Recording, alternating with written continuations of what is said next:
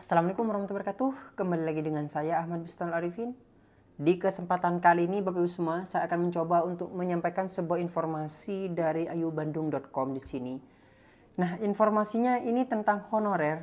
Dan saat ini yang Bapak Ibu semua ketahui, saya tidak berada di studio saya. Jadi saya saat ini dinas luar, tapi saya berusaha untuk menyampaikan sebuah informasi kepada Bapak Ibu semua, yaitu terkait dengan honorer. Nah, di sini Bapak Ibu semua terkait dengan honorer yang gagal administrasi. Coba kita simak bersama videonya seperti apa, informasinya seperti apa dari sebuah berita ayubandung.com ini. Dan nanti Bapak Ibu semua bisa berkomentar di kolom komentar di bawah ini. Namun sebelum kita ke informasi, coba absen terlebih dahulu nih dari kabupaten kota mana saja Bapak Ibu semua berasal di kolom komentar di bawah ini. Contoh saja Surabaya hadir mas, Bandung hadir mas, kota Surabaya ataupun kota-kota lain di seluruh Indonesia, silahkan komentar di kolom komentar di bawah ini.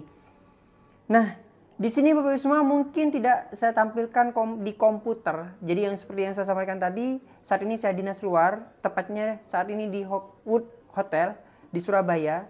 Dan informasi yang akan saya sampaikan yaitu terkait dengan honorer yang gagal administrasi dan tidak ada formasi di seleksi 2024. Pemerintah beri 2 kesempatan baik. Apa saja kesempatan hal tersebut? Apakah benar informasi ini? Nah, kita coba simpulkan karena saya juga belum membaca informasi ini. Coba kita simpulkan bersama berdasarkan Permenpan yang telah di-share.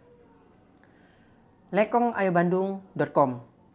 Menjadi kabar bagi honorer yang gagal administrasi dan tidak ada formasi saat seleksi P3K 2024, pemerintah memberikan 2 kesempatan baik ini.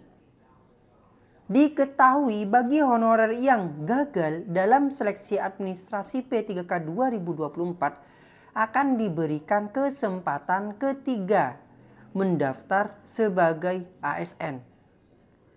Kok bisa diberikan kesempatan ketiga? Apa yang dimaksud ini? Nah, coba kita lihat.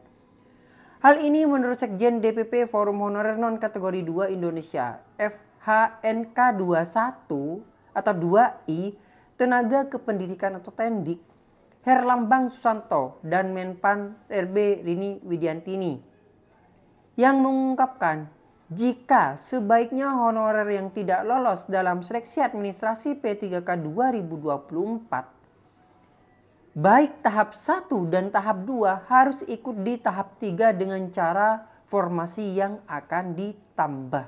Benarkah hal ini? Coba nanti di kesempatan lain coba kita ulik bersama, kita dalami informasi ini, kebenarannya. Nantinya di tahap ketiga semua honorer statusnya akan sama.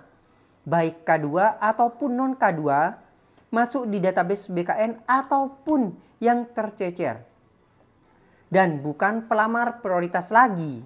Di samping itu, untuk honorer yang lolos di tahap 1 dan tahap 2 namun tidak ada formasi, maka langsung otomatis menjadi P3K paruh waktu.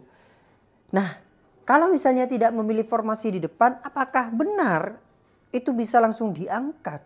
Sedangkan beliau ini tidak mendaftar di SSCSN seperti yang disampaikan dalam kesempatan oleh BKN langsung di video konferensinya atau ditanya jawab di yang telah saya share kepada Bapak Ibu semua, itu menyampaikan bahwasannya bisa diangkat menjadi P3K itu dengan syarat Bapak Ibu semua harus ikut mendaftar di SSCSN, mengumpulkan data dan dokumen atau istilahnya kita mengikuti seleksi administrasi, kemudian daftar, maksudnya kita kemudian datang ke tempat lokasi ujian, mengikuti ujian dan nantinya akan diangkat menjadi P3K paruh waktu. Itulah yang disebut dengan kita akan diangkat, seperti itu kan yang disampaikan. Nah, ini ada penyampaian bahwasanya di samping itu untuk honorer yang lolos di tahap 1 dan tahap 2 namun tidak ada formasi maka langsung menjadi P3K paruh waktu. Apakah benar hal itu? Padahal ketika kita mendaftar itu kita memilih formasi. Memang formasi misalnya 1 dan sisanya itu tidak itu tidak ada yang menempati. Maksudnya gini, sisanya kan maksudnya formasinya 1 yang mendaftar 10.000 dan yang 1 ini akan menjadi paruh waktu, yang sisanya itu menjadi paruh waktu. Yang satu menjadi penuh waktu, yang sisanya menjadi paruh waktu. Begitu pula otomatis menjadi P3K penuh waktu secara bertahap berdasarkan pada perankingan dan kekuatan APBD di daerahnya. Kalau ini saya setuju dan ini memang sudah pernah sering disampaikan oleh Bapak Azwar Anas waktu menjabat menjadi Menpan RB.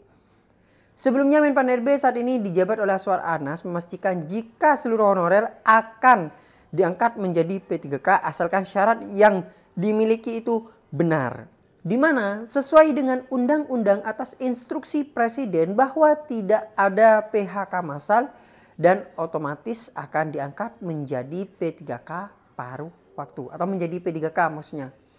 Penuntasan tenaga honorer masih dalam proses hingga Desember 2024 nanti dan dilakukan melalui seleksi serta kemampuan anggaran daerah setempat. Dan ini benar kalau informasi ini karena memang menyesuaikan dengan anggaran pemerintah daerah masing-masing, nantinya yang paruh waktu ini akan diangkat secara bertahap. Nah, kapan diangkatnya sesuai dengan APBD-nya, apakah mencukupi atau tidak? Seperti itu. Nah, apakah Bapak Ibu semua masih belum mengetahui terkait dengan informasi ini? Coba komentar. Apakah daerah Bapak Ibu semua tidak melakukan sebuah seleksi? Apakah tidak memberikan kesempatan bagi honorer? Coba komentar di kolom komentar di bawah. Siapa tahu bisa dibaca bagi para penikmat Abah Channel ini ataupun bisa dilihat oleh pejabat nantinya. Status P3K pun akan dibagi menjadi dua, apakah penuh waktu ataupun paruh waktu. Demikianlah ulasan honorer yang gagal administrasi dan tidak ada formasi saat seleksi P3K 2024. Pemerintah memberikan dua kesempatan baik ini. Tunggu saja untuk informasi yang tahap ketiga itu saya belum mendapatkan informasi. Jujur belum mendapatkan informasi, coba kita ulik bersama. Yang saya dapatkan informasi adalah P3K kali ini akan dilakukan secara dua tahap, yaitu tahap 1 dan tahap 2, di mana tahap 1 itu sudah berproses yang diakhiri di tanggal 20 kemarin untuk seleksi administrasinya dan dilanjutkan pengumuman seleksi administrasi akan dilakukan tanggal 30 sampai dengan tanggal 2 November. Nantinya silakan disimak, dicek saja di akun masing-masing atau di Abah Channel ini. Dan untuk tahap kedua itu dilakukan di bulan pertengahan November. Silahkan bagi Bapak Ibu semua yang masuk di kategori kedua, tahap kedua, yaitu yang belum masuk di database BKN dan sudah mengabdikan diri 2 tahun secara berturut-turut, itu mungkin akan ada seleksi seperti apa mekanismenya. Kita tunggu saja apakah kita mengirimkan file Excel dari pihak dinas ataupun seperti apa.